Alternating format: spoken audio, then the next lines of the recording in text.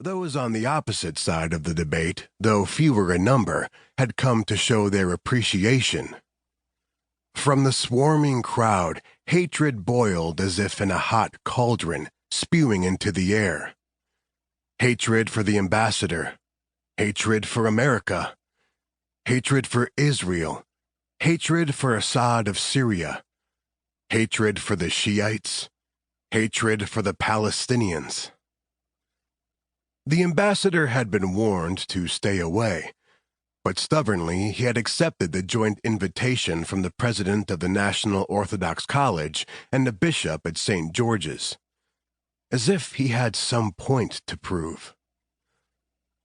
Overhead, 3 pale green military helicopters, like giant locusts buzzing in the light blue sky, roared in a sonorous cacophony.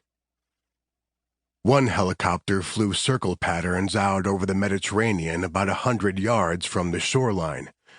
A machine gun was pointed out from the cargo bay, keeping guard against any intruder who might approach from the sea.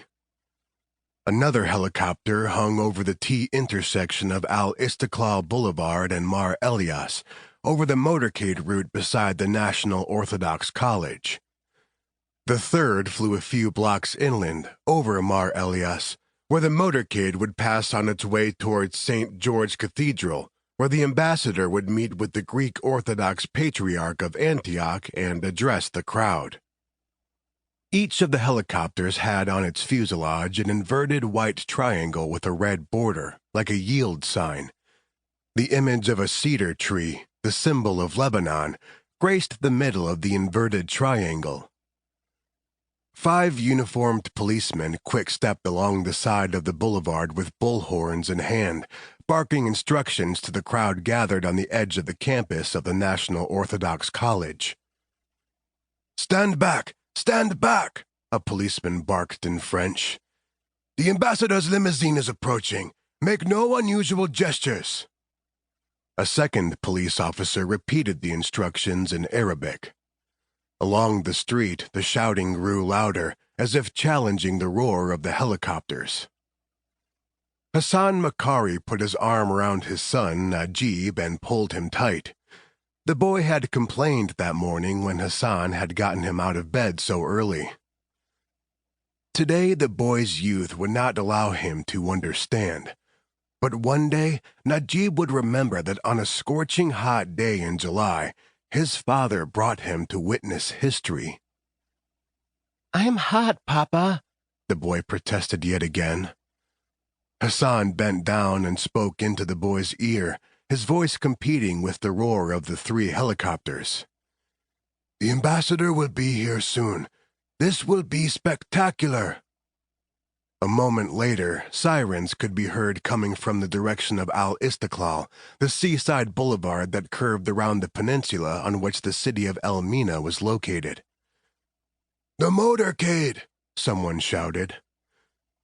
Dozens of police motorcycles, their mufflers rumbling in a steady roar, rolled into view from around the bend on Al-Istiklal.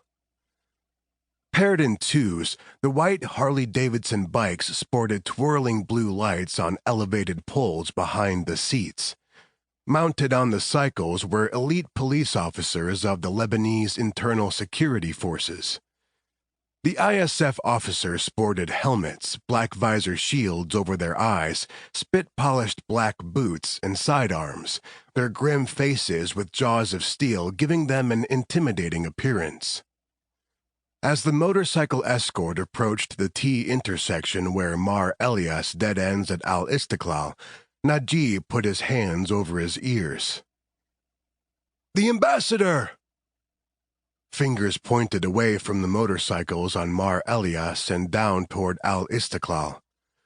A black limousine, a Cadillac with headlamps burning, came into view from around the bend in the road. The flags of the Republic of Lebanon and the United States of America flew on small poles over the left and right headlights.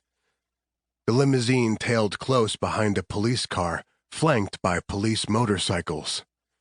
Forming a human buffer between the limousine and the motorcycles were 8 armed soldiers carrying assault rifles walking beside the limousine, 4 on each.